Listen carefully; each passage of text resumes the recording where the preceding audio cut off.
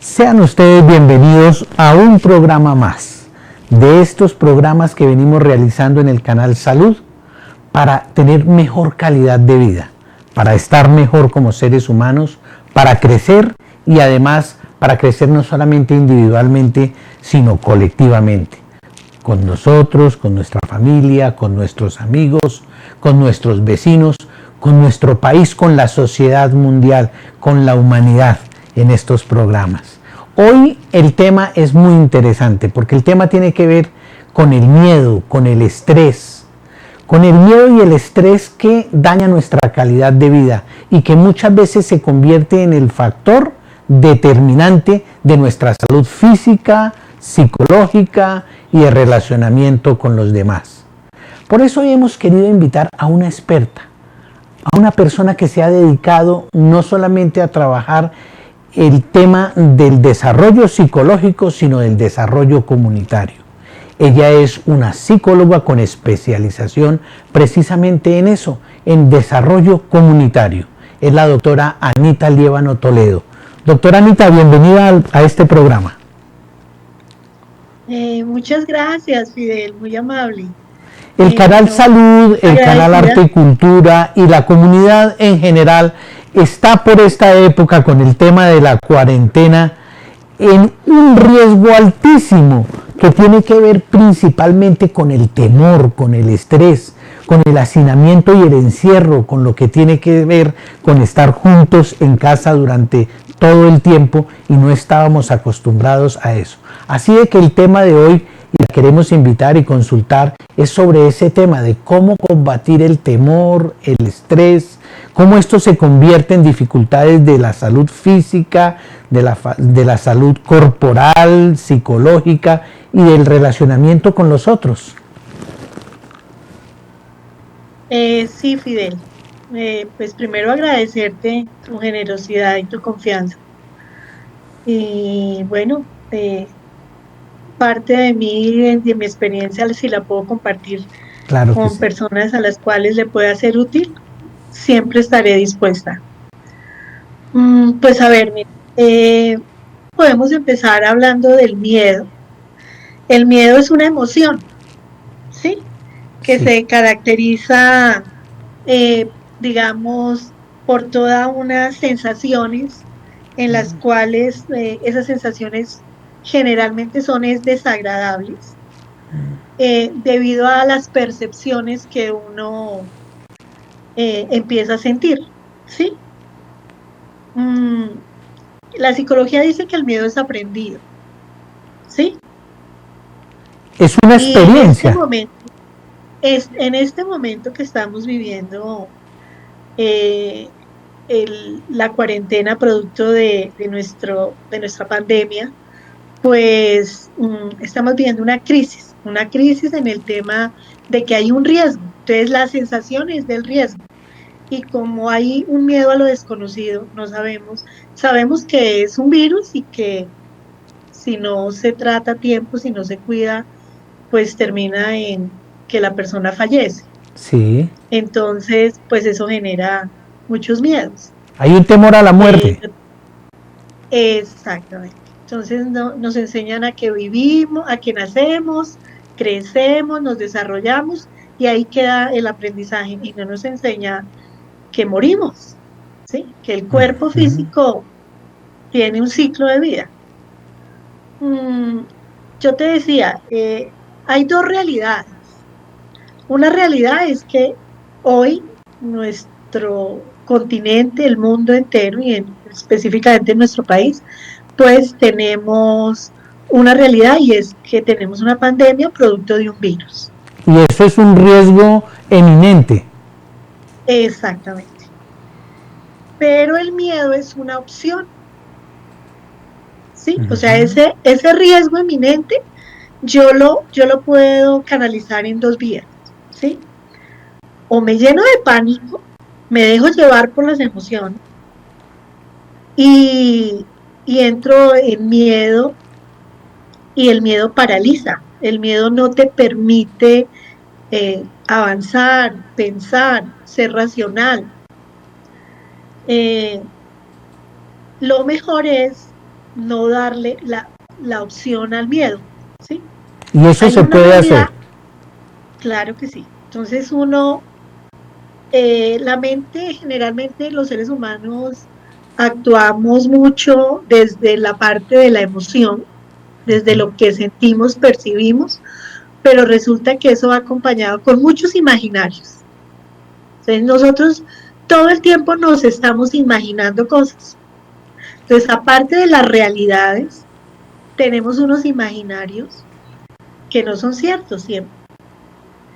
Casi nunca acertamos, sino simplemente o suponemos, no vamos a la fuente, no investigamos, sino nos dejamos eh, sugestionar, el ejemplo con el WhatsApp. Entonces, uno está invadido de información y una es falsa y una es verdadera.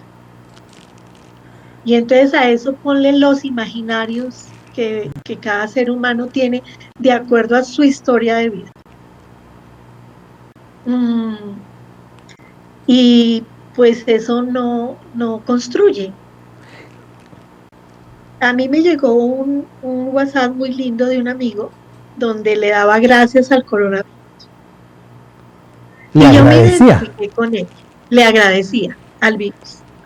Porque todo tiene, digamos, nosotros somos el resultado de que tenemos unos temas positivos y unos negativos, ¿sí? Como hoy que estamos conectados, pero Sí. para podernos conectar tiene que haber esas dos energías, ¿cierto? Esas dos donde hay un positivo y un negativo para que podamos estar al aire y conectados. Esas dos Así mismo polaridades. funciona, exactamente. Entonces, así mismo funcionamos nosotros, ¿sí? Y si nosotros en vez de entrar en el pánico, en el miedo, porque lo que tenemos es que sí tener unas prevenciones, es lo normal, prevenir, ¿sí? Pero en vez de pensar que si entramos, el mundo entró en una quietud, pues estamos beneficiando al planeta, estamos beneficiando al ecosistema. Nosotros podemos ver en los medios de comunicación cómo en nuestra costa atlántica desaparecieron los delfines. En Cundinamarca aparecieron los osos. El aire, ¿no? El aire se ha ido purificando en Bogotá. Sí, digamos no tanto por el tema de los incendios, pero el que tengamos todo el tema de los vehículos, en su gran mayoría están quietos, no hay movilidad, pues claro que sí, que eso beneficia el ecosistema, específicamente en el tema del aire, ¿sí? Entonces, si nosotros le damos la vuelta a ese virus y vemos con una óptica positiva, sin descuidar y ser conscientes que hay un riesgo frente a la salud y con el riesgo de la muerte, pero si acatamos las medidas, si somos juiciosos, porque eso le pasó a Italia y a España, o sea, vuelve y juega los imaginarios. Entonces, las autoridades dan unos signos de alerta y generan unas medidas de protección, pero el ser humano en sus imaginarios, pues no cree, y vuelve y juega. También eso es resultado de las percepciones que uno tiene. Entonces uno siente que los gobernantes no siempre dicen la verdad o dicen unas verdades a medias. Siempre uno cree que hay unas verdades, pero hay unas agendas ocultas. Entonces, entre todos esos imaginarios, pues España y Italia siguieron en los parques, en los bares, en los restaurantes, en los centros comerciales, y pues resulta que la medida no se acató a tiempo, el ser humano no fue juicioso, y pues mira los resultados de tantas muertes. Y ahora sí generó un gran miedo, una situación de alerta para la comunidad, ¿no? Entonces, llegando nuevamente aquí a nuestro país, pues bueno, los mismos medios de comunicación también nos hacen ver pues esos riesgos que nos llevan a la muerte, que además la infraestructura de ellos, que están tan avanzados frente a la de nosotros, y les quedó grande, ¿sí?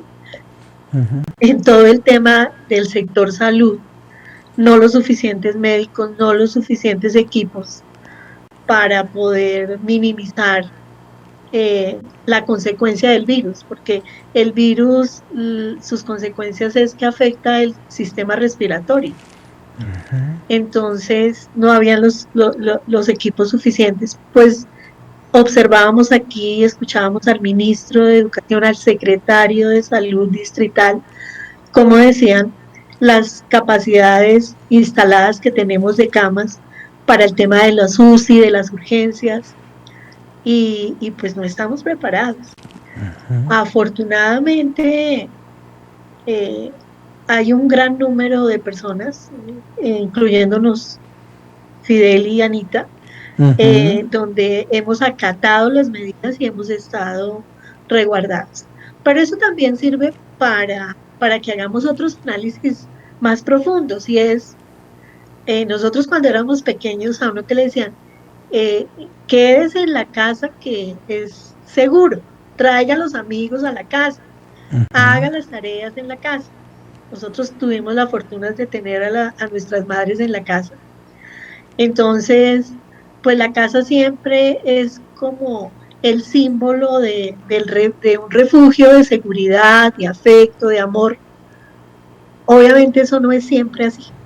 Y allí se construye ese tema que hoy estamos hablando, que es el tema de la seguridad, de cómo combatir el miedo.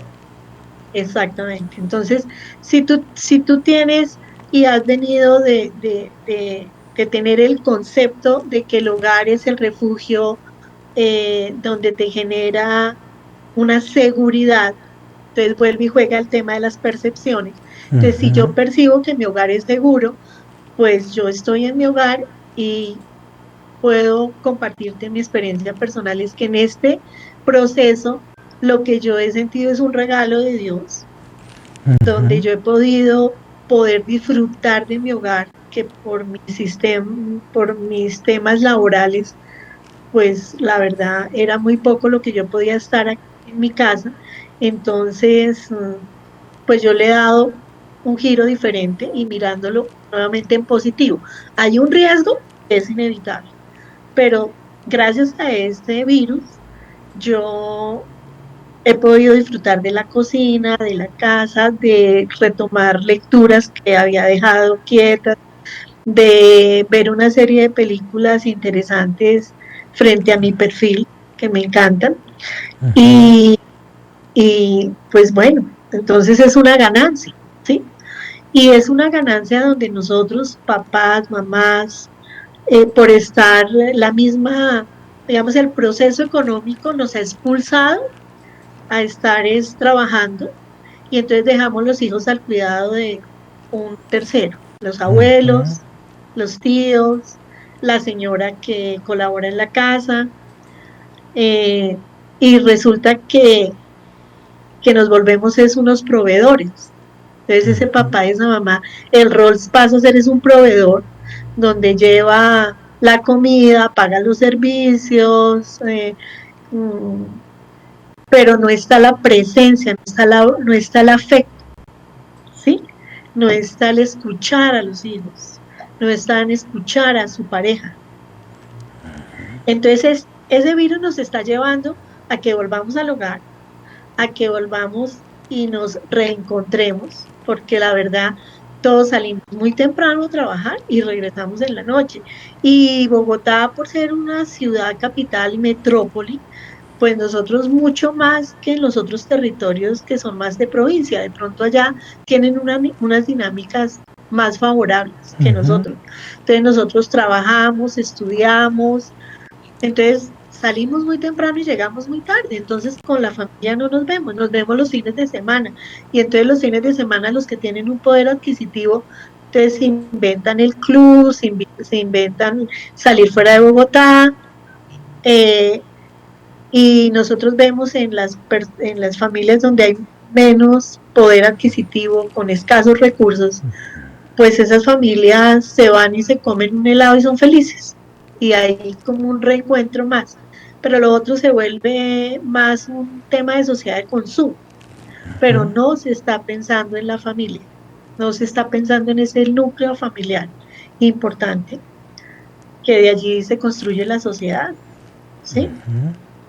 Entonces, estamos observando cómo en China, después de que ellos pasaron su periodo de cuarentena, lo que salieron fue a iniciar todos unos procesos de divorcio.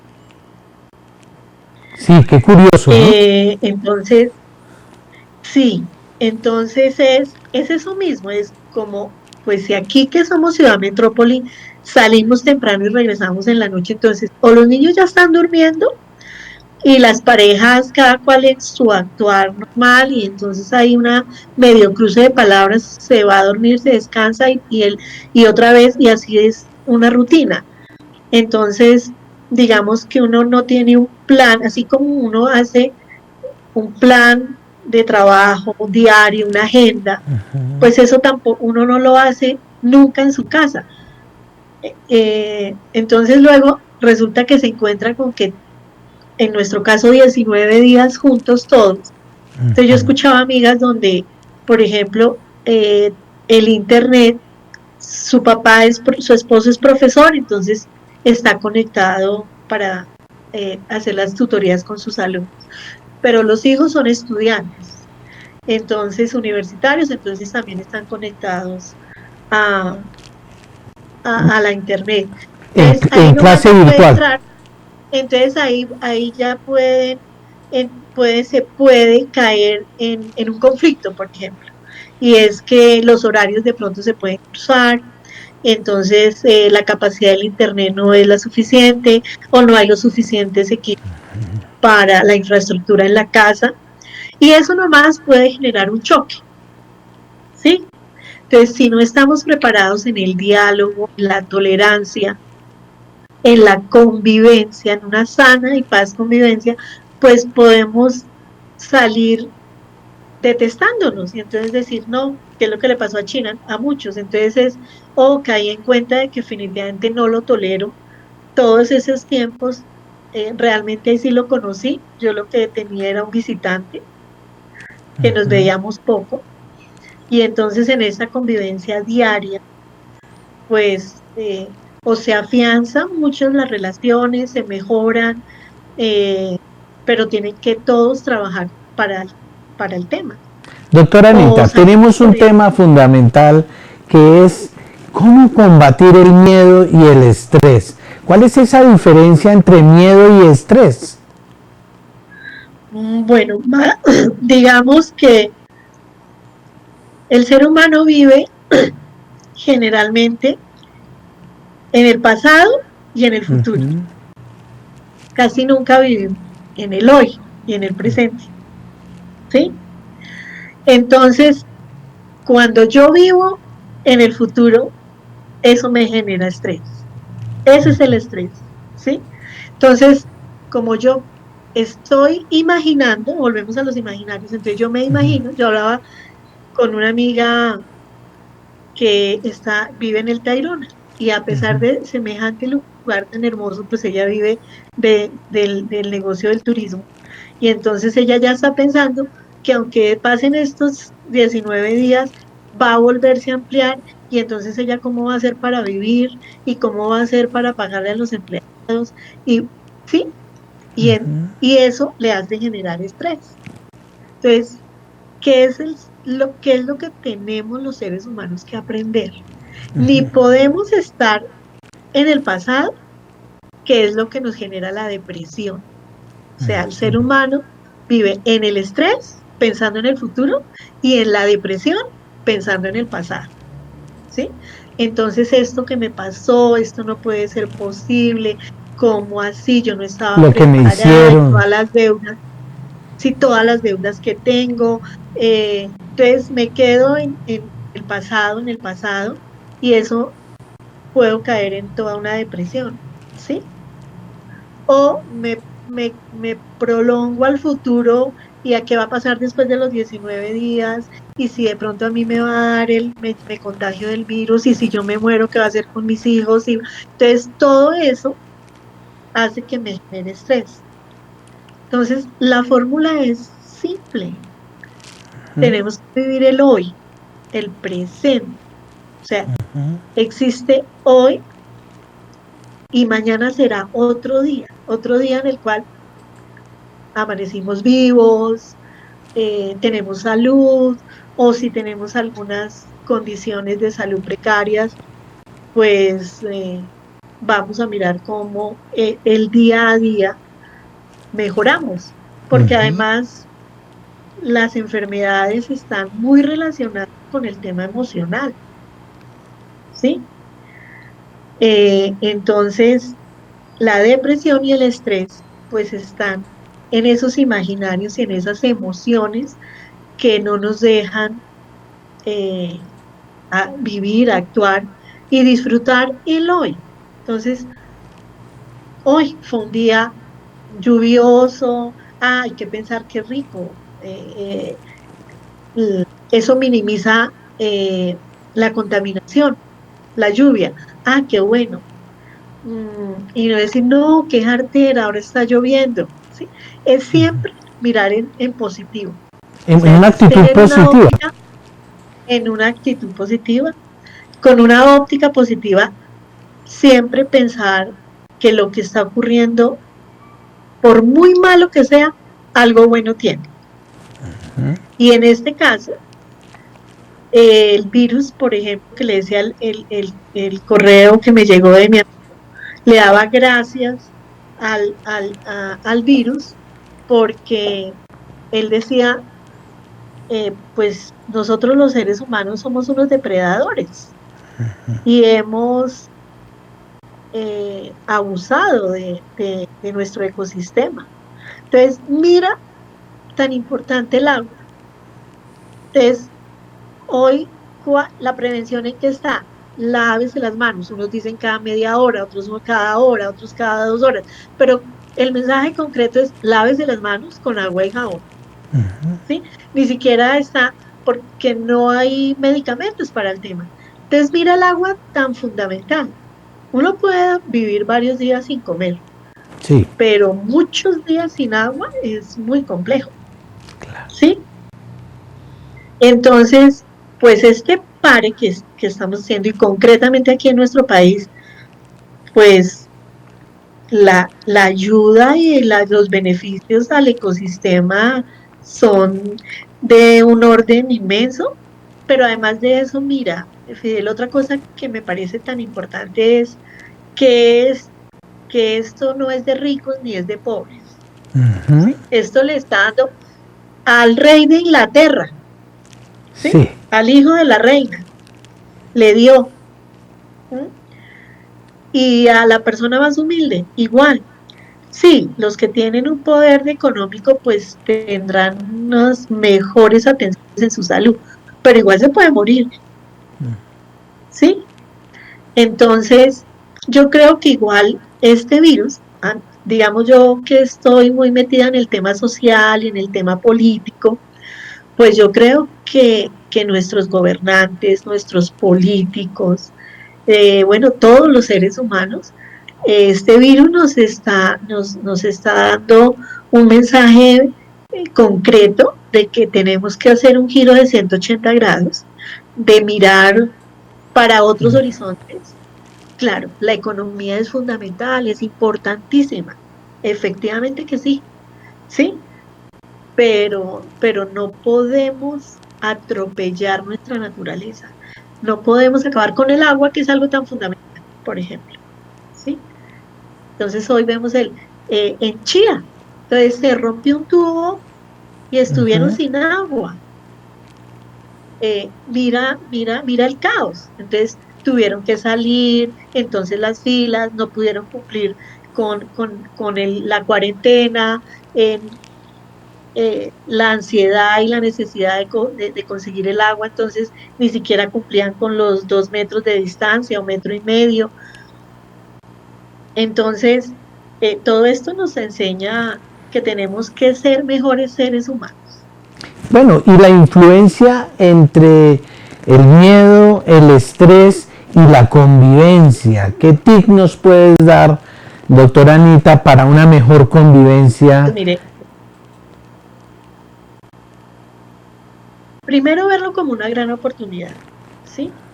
De que volvemos a tener un reencuentro de familia, ¿sí? Están las parejas, están unos hijos, eh, la misma arquitectura nos ha quitado la posibilidad de tener la familia extensa, de tener abuelos incluidos, pero por los metros tan pequeños, entonces solo caben las parejas y los hijos, o parejas solas, o personas solas. Lo correcto es hacer una agenda, pararse muy temprano de costumbre, bañarse desde temprano, cambiarse, como si uno como si uno fuera a salir, y hacerse una distribución de tareas. Porque también este virus nos está diciendo que tenemos que volver a trabajar en equipo. Y en equipo no es solo en las empresas haciendo trabajo de equipo, sino también en la casa, ¿sí? Y operamos como un sistema. Entonces, si hay una falla en alguno, pues eso va a repercutir en toda la familia. Entonces, hacer una agenda para los quehaceres, para las responsabilidades del trabajo en casa, frente al teletrabajo, por ejemplo, pero también aprovechar para tener esa parte de encuentro y de recreación, de los juegos que fueron de nuestra época que hoy no están. Entonces, desde la pedagogía, que yo también soy psicóloga y pedagoga, desde la pedagogía uno puede hacer la golosa que hacía en su casa con cinta de enmascarar, ¿sí? Donde no haya los pisos ni las paredes, pero sí puede tener ingenio, y entonces pueden empezar y jugábamos con una cáscara de plátano, si no estoy mal, ¿sí?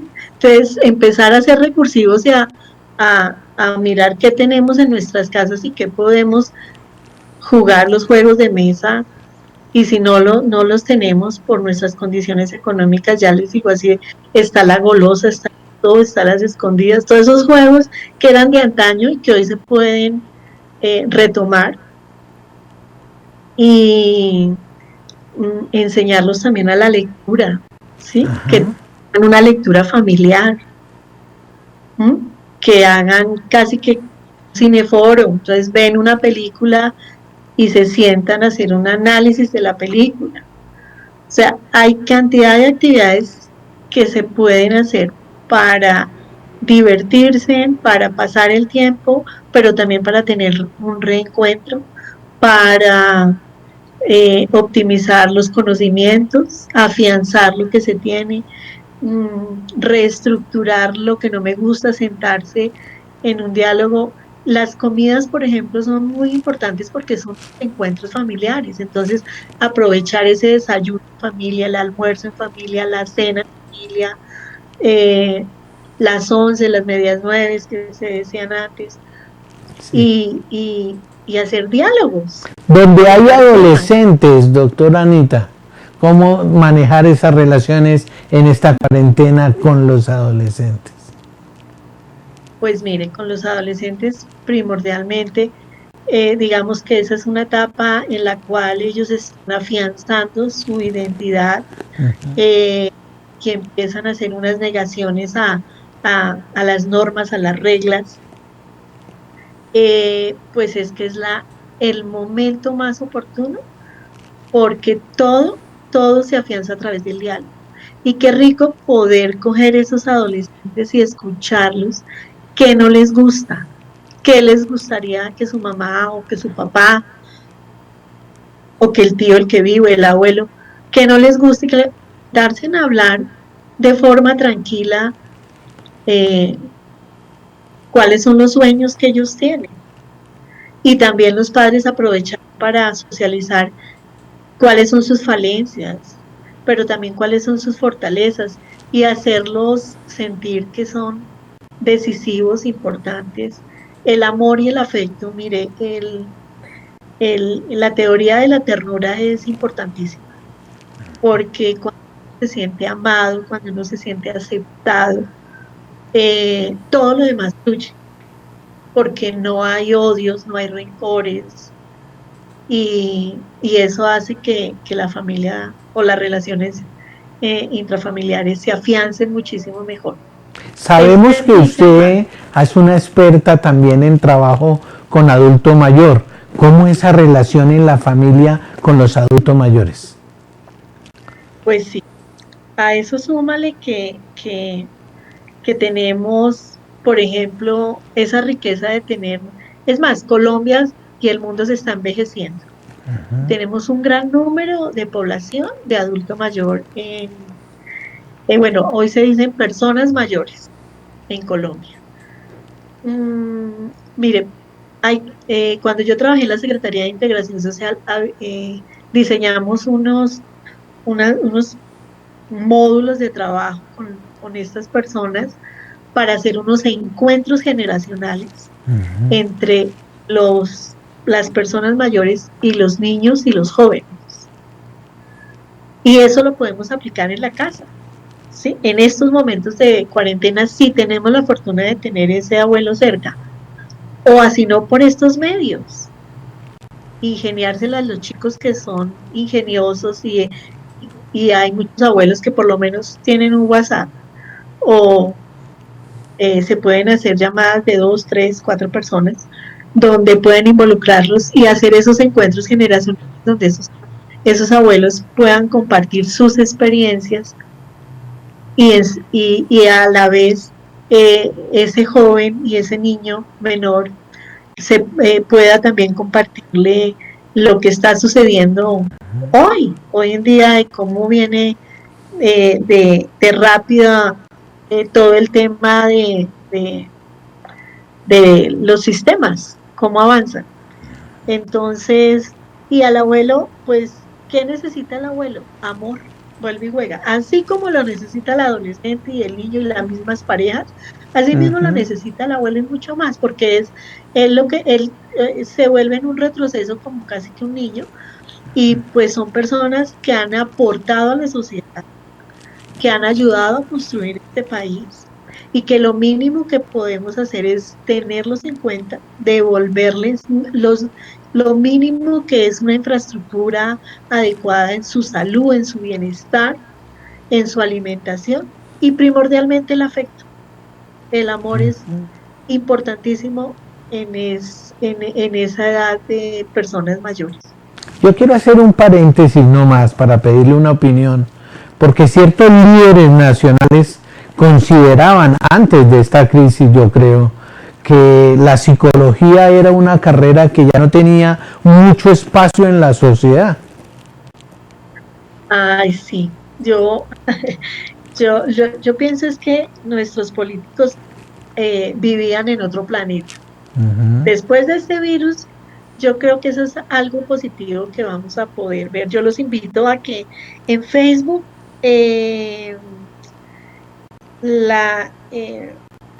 Isabel, espera, yo miro. Sí. Ella fue viceministra y le dio el coronavirus. Y hizo un artículo en El Tiempo bien interesante. Lo tenemos que buscar. Bueno, ahorita les digo el nombre, que ahora se me pasó. Donde ella decía, esto no es de ricos ni de pobres. Y a ella le dio a su esposo. Y resulta que en el caso de nuestra presidenta, recuerdo mucho que ella mencionó que había que decirle a las nuevas generaciones que no estudiaran ni psicología, ni sociología, ni antropología, ni ingeniería de sistemas. Y que a los ingenieros de sistemas tampoco, porque eso se necesitaban por ahí 2 horas en una empresa y no más, así dijo. Y resulta que hoy, con el virus, pues dependemos de los ingenieros de sistemas las 24 horas. Se cae una plataforma de estas y se vuelve un caos mundial porque estamos conectados a través de estas plataformas. Entonces los ingenieros de sistemas son fundamentales. Pero ¿qué me dice de la psicología? La sociología, la antropología, todas estas carreras de ciencias humanas? Pues yo pienso que con este virus, esta es otra de las ganancias, donde se puede observar cómo somos de fundamentales, precisamente para mitigar, para apoyar, para colaborar con esto que te digo de vivir en el pasado o vivir en el futuro, y vivir en el estrés y vivir en la depresión. Pero a eso súmale, Fidel, que tenemos que hacer otro diálogo bien interesante frente a todo el tema de la salud mental. Claro. Todos somos enfermos. Y es que esto tiene que ver con la salud mental. Todos somos enfermos en este país. Y entonces, pues nuestras profesiones son fundamentales, porque aquí tenemos, mi amiga Gilma Jiménez, que es, en paz descanse, ella hablaba de cómo había que ponerlos en los muros a los violadores, pero la agresividad genera más agresividad, Fidel. Entonces yo siempre dialogué con ella cuando no podemos estar en el castigo, ¿sí? Nosotros tenemos que entrar en una pedagogía totalmente diferente y es la salud mental. Porque esos violadores son enfermos, ¿sí? Y metiéndolos a la cárcel, pues se mitiga que no sigan violando. Esa es una parte que es favorable, pero superar ese tema no es tan fácil. Pero si nosotros somos fundamentales, por ejemplo, yo personalmente, Cecilia Vélez, que fue ministra, que fue secretaria de Educación, ella minimizó el número de orientadores en los colegios y dijo que era más importante sumar, restar, leer, y sacó a las orientadoras de la Secretaría de Educación y las mandó a aula a enseñar clases normales en el tema formal, ¿sí? Académico. Y resulta, en el tema académico, y resulta que ellas eran fundamentales, porque nosotros que tuvimos la fortuna de tener a la mamá en la casa, pues hoy estas nuevas generaciones, para poder ayudar a la economía de la casa, pues nos tocó salir también a trabajar y entonces nuestros hijos quedaron solos. Esas orientadoras en los colegios mitigaban un poco esa ausencia y ese vacío porque podían detectar qué estaba pasando en ese niño o esa niña, si estaba en su hogar, que si había conflictos, si había violencia doméstica. Sí, se detectaban una serie de factores de riesgo que hoy no están. Hoy tenemos una psicóloga para atender un montón de cursos que eso los atiende recién ingresan, les hacen una ficha y a la salida les hacen otra entrevista, pero no hubo proceso, ¿sí? Esa es una parte que hay que trabajarle muy y que habría que retomar más adelante. Ojalá los gobernantes pudieran ver. Yo creo que esta ministra que está no lo va a hacer porque ella tuvo la escuela de Cecilia María Vélez. Entonces debe pensar exactamente igual. Es importante entender, doctora Anita, que venimos de un país que ha vivido en guerra durante décadas y la salud mental tiene que ser una necesidad fundamental, no solo para reconciliar al país, sino para sanar al ser humano. Total, mira, el ejemplo es patético.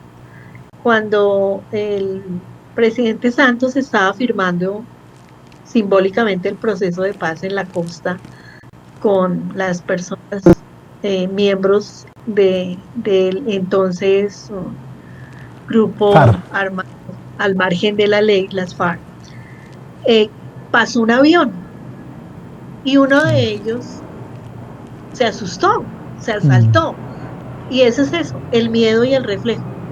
El, eso es un enfermo mental, ¿sí? Donde, donde estaba en el monte, donde el avión para él le implica y le significa que les podrían mandar una bomba, los iban a perseguir, ¿sí? Eh, ese vuelve y juega, es el miedo, y ese miedo es, pues no hay salud mental, porque ellos estuvieron al margen de la ley. Y entonces resulta que hubo muchísimo, entonces ¿qué sacamos con darle plata a estos personajes y unos recursos para que puedan ser microempresarios, tener iniciativas eh, del microcrédito, de poder tener empresas, si no atendemos la salud mental?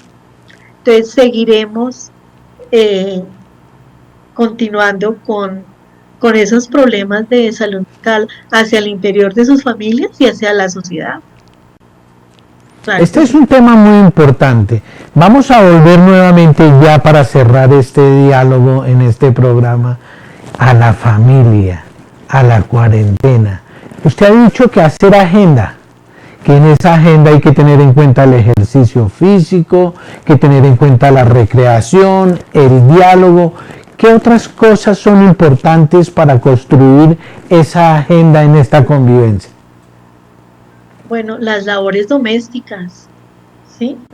Las labores domésticas es importantísimo que los chicos aprendan a lavar su ropa, a doblarla, a mancharla, aprendan a cocinar. El cocinar en la familia también integra. Entonces, mientras yo voy... ¿Se nos fue el audio? Creo que se nos fue el audio. Siga. Sí, creo que se nos fue el audio ahí con la doctora Anita. Estamos con la doctora Anita Liévano Toledo.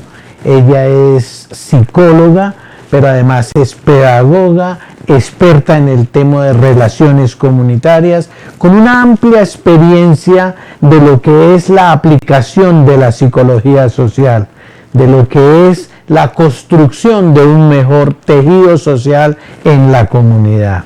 Este diálogo tiene que ver precisamente con el tema de combatir lo que es el miedo y el estrés. Nos ha dicho que el miedo está muy anclado en la relación con el pasado, en las cosas que han quedado en nuestra experiencia, en nuestro cotidiano, que nos han marcado y que eso nos lleva también a depresión.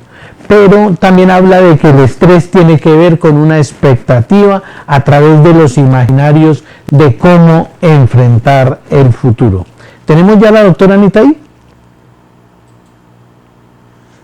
Bueno, parece que se nos cayó esa señal, pero ya estábamos cerrando este programa precisamente sobre cómo combatir el miedo. Lo importante y en resumen es decir que ese miedo que nosotros sentimos siempre no trae cosas positivas, lo que nos trae son cosas negativas y que la forma de combatir el miedo siempre es poderlo observar, poder estar en el aquí y el ahora como nos contaba ella y poder auto-observarnos, observar si nuestros pensamientos están con miedo, poder observar si nuestras emociones tienen miedo, si tenemos comportamientos ansiosos en nuestro cuerpo, si la relación que estamos teniendo con otros es una relación que está cargada o de violencia, que es producto del temor a ser agredidos, inmediatamente nosotros damos una respuesta agresiva.